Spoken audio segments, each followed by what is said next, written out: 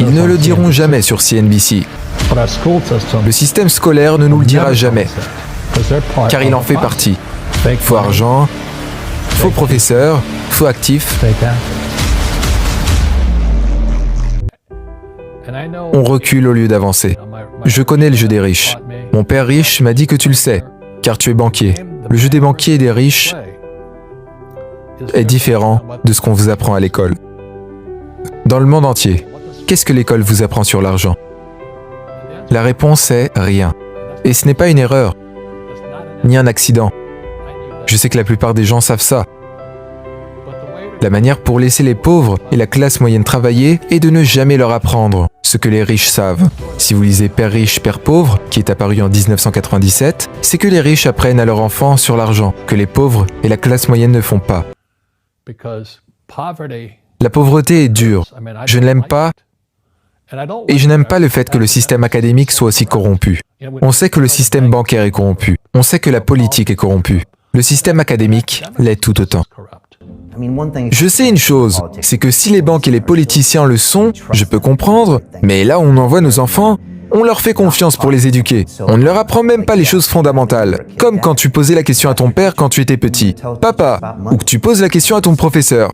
Quand est-ce que vous allez nous parler ou nous apprendre à gagner de l'argent? Et c'est juste jamais. Et ils ne le feront jamais. Est-ce que tu connais quelque chose? Qu'est-ce que tu connais? Partage-le. C'est quoi l'éducation financière? Ce n'est pas avoir un job, travailler dur, épargner de l'argent et investir dans de bons portfolios. C'est des actions, dans des fonds mutuels et dans les ETF. L'industrie financière, c'est deux choses, les dettes et les taxes. En 1971, Nixon a supprimé les talons d'or et le dollar US est devenu dette.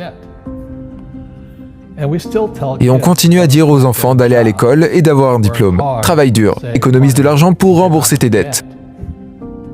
Qui leur a dit de faire ça? C'est la chose la plus ridicule à faire. Le livre commence et dit ligne numéro 1, économiser de l'argent vous rendra riche. Oui, et ça ne sera jamais le cas, tu le sais. On le pensait tous quand on était petit.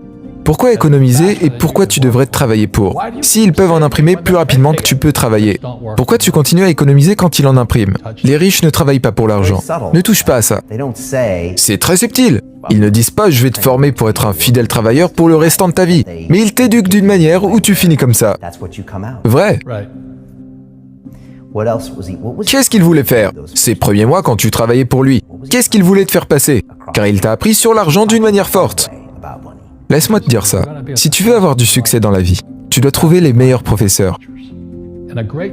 Et les grands professeurs, c'est ceux qui viennent de l'intérieur, pas ceux qui viennent de l'extérieur. Mais à l'école, tu ne sais pas si ton instructeur est compétent ou pas. Et c'est de là que viennent les faux professeurs. J'ai dit, je veux que vous m'appreniez à gagner de l'argent. Pourquoi je devrais t'apprendre à gagner de l'argent? Il a dit, si je t'apprends, tu devras travailler gratuitement pour moi.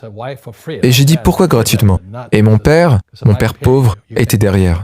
Il m'a dit, du moment que je te paye, tu penses comme un employé et ta mentalité va changer.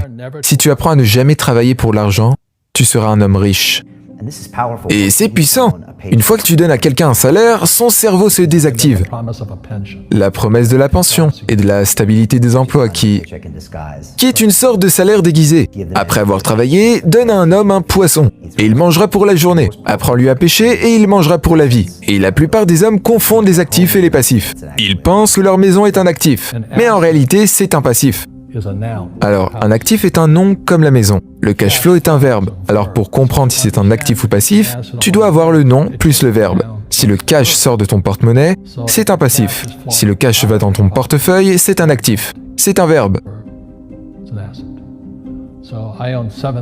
Je possède 7000 propriétés de location. Ce sont des actifs, car chaque mois, l'argent y rentre. Comparé à beaucoup de gens qui ont des grandes maisons sur les îles et qui leur font perdre de l'argent. C'est une mentalité.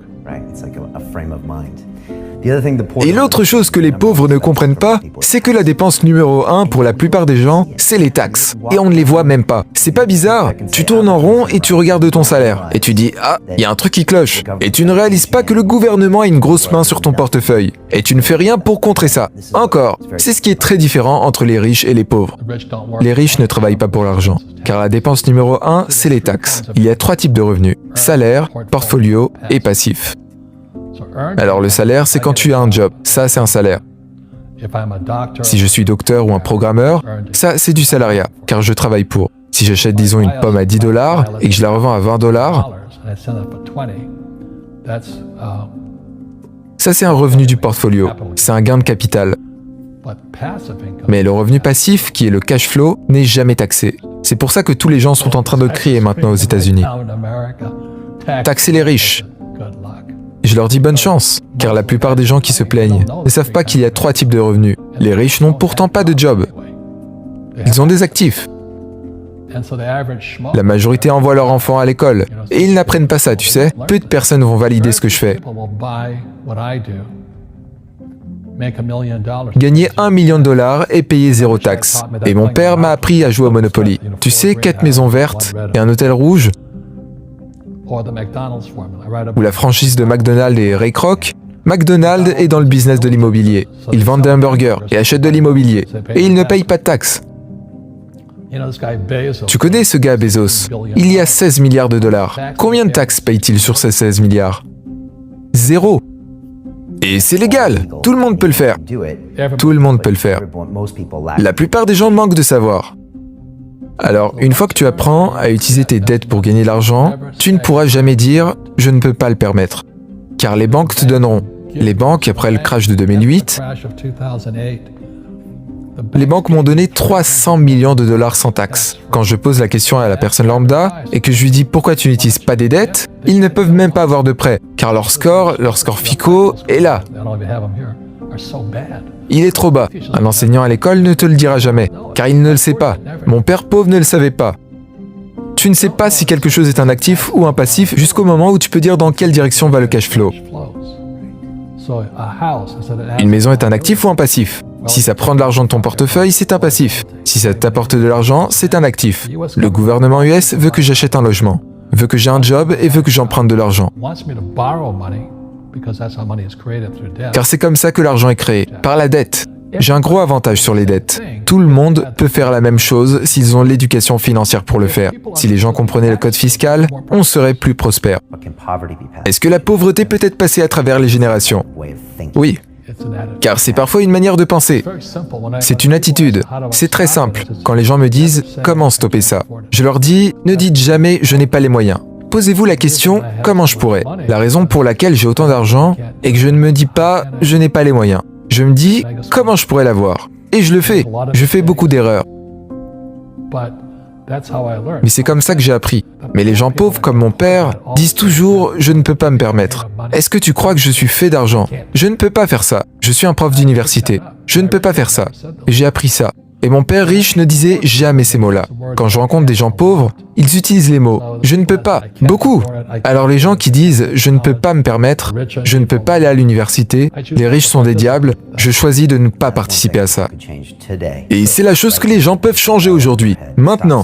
Et c'est leur dialogue dans leur esprit. Arrête d'utiliser le mot « pas ». Je ne peux pas. Comment je pourrais? Spécialement pour « je n'ai pas les moyens ». Comment je pourrais me payer ça? Car ça leur ouvre l'esprit, pour voir ça comme un investissement pour un futur meilleur.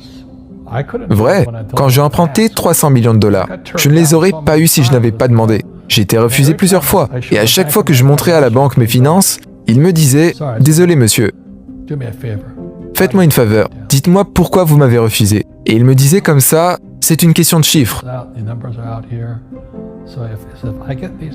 Et si j'ai ces chiffres-là, est-ce que je peux revenir vers vous encore? Et il a dit bien sûr. Ça s'appelle la réjection. Tout comme ma femme qui m'a refusé pendant 6 mois. C'était une question de motivation personnelle. C'est spirituel. Je me dis que s'ils peuvent le faire, moi aussi je peux le faire.